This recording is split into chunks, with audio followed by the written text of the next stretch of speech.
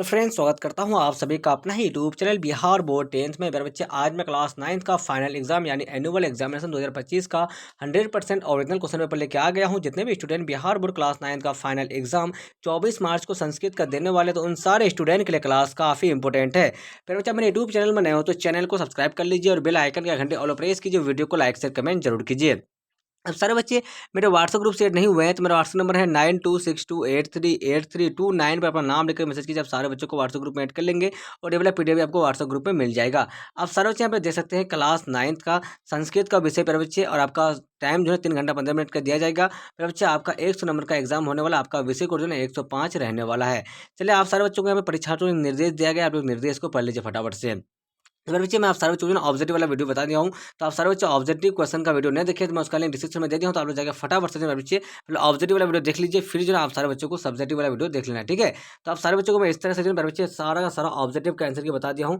तो आप सारे बच्चे फटाफट से जाके पहले ऑब्जेक्टिव वाला वीडियो देख लीजिए, मैं उसका लिंक डिस्क्रिप्शन में दे दिया हूँ। मेरे बच्चे, आप लोग फटाफट से जाएँ और आप लोग जो है मेरे बच्चे ऑब्जेक्टिव वाला वीडियो देख लीजिए, ठीक है। इस वीडियो में मैं आप सारे बच्चों को सब्जेक्टिव का आंसर की बताऊंगा, तो पहले आप लोग फटाफट से क्वेश्चन देख लीजिए, फिर आप सारे बच्चों को जो है मैं आंसर की इसी वीडियो में बता दूंगा, ठीक है। चलिए, पहला नंबर क्वेश्चन क्या है मेरे बच्चे, तो फटाफट से लोग देख लीजिए। खंडा भाव का पहला नंबर जो क्वेश्चन आपका है, तो यहाँ पे देख लीजिए, अधोलिखित गद्यांशों को ध्यानपूर्वक पढ़कर उस पर आधारित प्रश्नों के उत्तर निर्देशानुसार दें। तो इसमें से जो ना मेरे बच्चे, आपको जो ना इस गद्यांश को पढ़ के, इस यहाँ से जो क्वेश्चन आपका है, तो आपको जो ना इस क्वेश्चन का जवाब बस आपको गद्यांश से ही पढ़ के देना है। उसके बाद देख लीजिए, यहाँ पे आपका जो है ये सारा क्वेश्चन आपको गद्यांश को ही पढ़ के देना है। उसके बाद यहाँ पे क्या है, ये भी आपका जो है गद्यांश ही है, इसको भी पढ़ के आपको दे देना, ठीक है। उसके बाद आप लोग जो है नेक्स्ट क्वेश्चन देख लिया फटाफट से।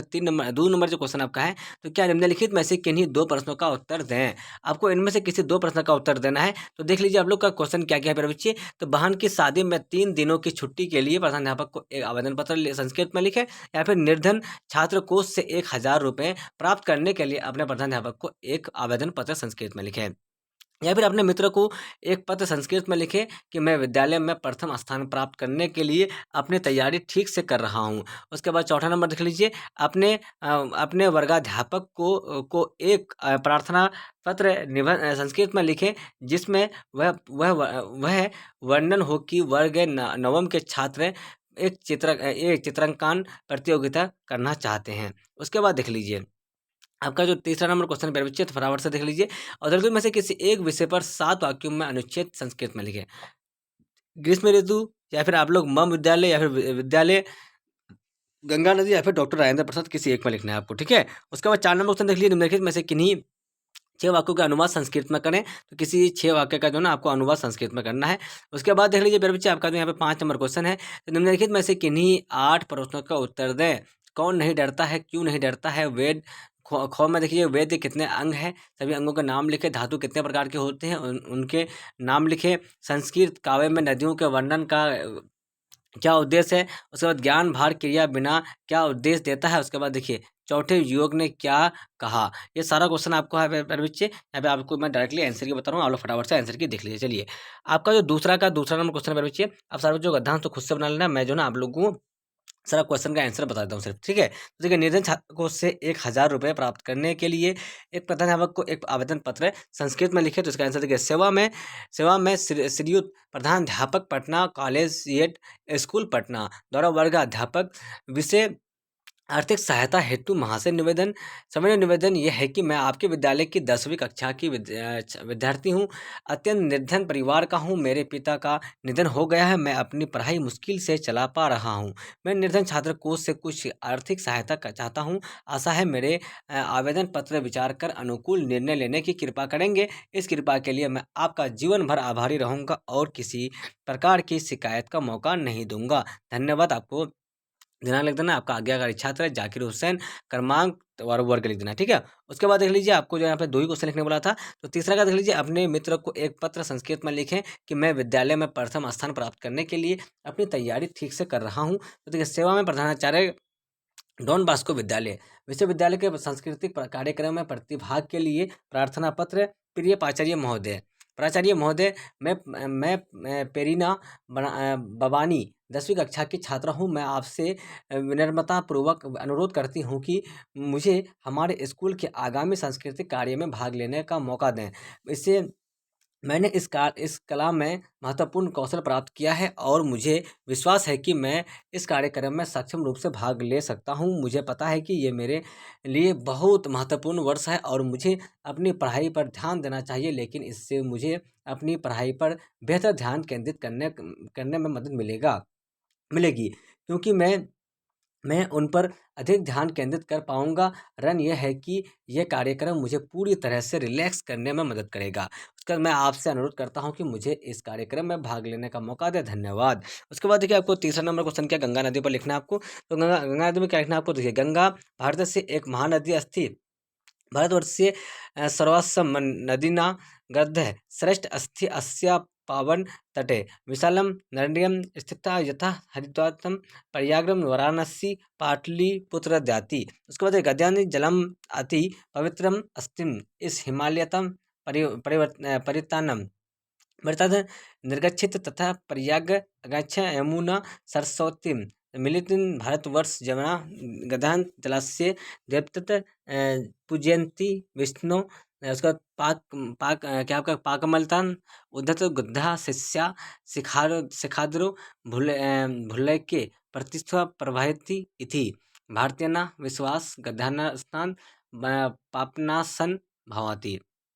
उसके बाद देखिए आपका 4 नंबर का आंसर देख लीजिए। वहाँ मत जाओ। वहाँ मत जाओ एक वाक्य है जिसका मतलब है कि वहाँ जाने से बचना चाहिए। तब क्या हुआ, संस्कृत में अनुवाद होगा तदनन्तरं किम भवति। मेरे साथ चलोगे, तुम मेरे साथ चलोगे का संस्कृत में अनुवाद होगा त्यामस्ति मया यह अगुच्छतु।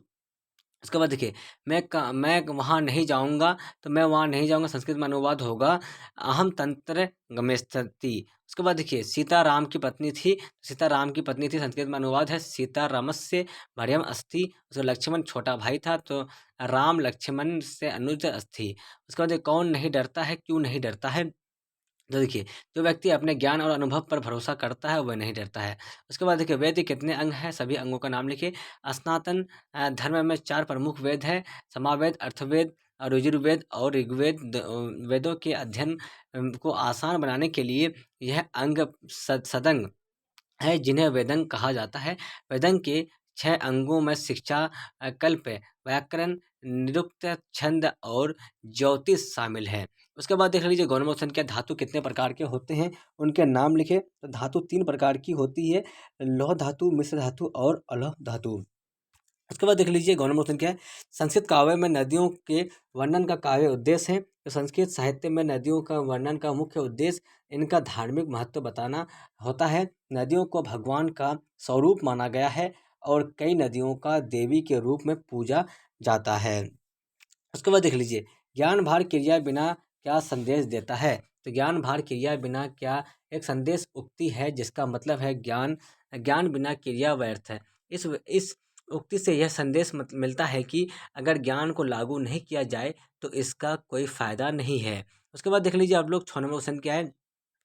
सत्संगति से क्या होता है, तो सत्संग से मनुष्य का जीवन सार्थक बनता है। सत्संगति से मनुष्य के व्यक्ति में निखार आता है और वह सद्गुणों से भर जाता है। सत्संगति से मनुष्य को कई तरह के लाभ होते हैं। जो देखिए मनुष्य के रूप में पशु के समान कौन लोग हैं, तो मूर्ख व्यक्ति हमेशा गलत हरकतें करेगा जिस वजह से उसके साथ रहने वाले पर भी संकट आ सकते हैं।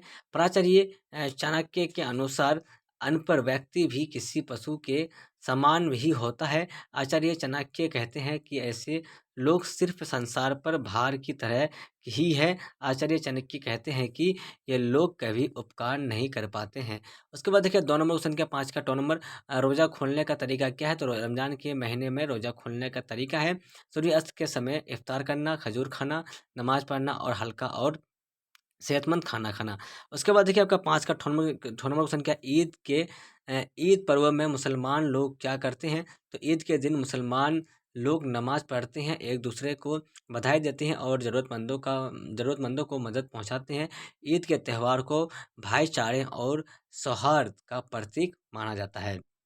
तो प्यारे बच्चे, मैं आप सारे बच्चों को जो है ना ऑब्जेक्टिव और सब्जेक्टिव के आंसर की बता दूँ। इस वीडियो में आप सारे बच्चों को सब्जेक्टिव के आंसर की बताया हूँ, और प्यारे बच्चे इससे पहले वाला वीडियो में जो है ना मैं ऑब्जेक्टिव के आंसर की बता दूँ। तो आप सारे बच्चे ऑब्जेक्टिव वाला वीडियो नहीं देखे तो मैं उसका लिंक डिस्क्रिप्शन में दे दिया हूँ, तो आप लोग जाकर फटाफट से देख लीजिए। और आप सारे बच्चे मेरे यूट्यूब चैनल बनाए हो तो चैनल को सब्सक्राइब कर लीजिए, और बेल आइकन या घंटी ऑल प्रेस कीजिए। वीडियो को लाइक शेयर कमेंट जरूर कीजिए। आप सारे बच्चे मेरे व्हाट्सएप ग्रुप शेयर नहीं हुए हैं तो मेरा व्हाट्सएप नंबर है 9262838329 पर अपना नाम देकर मैसेज कीजिए। आप सारे बच्चों को व्हाट्सएप ग्रुप में ऐड कर लेंगे, और ये वाला पीडीएफ आपको व्हाट्सएप ग्रुप में मिल जाएगा। तब तक के लिए बाय बाय। हम लोग फिर मिलते हैं नेक्स्ट वीडियो में। Watching for thank you. जय हिंद, जय भारत।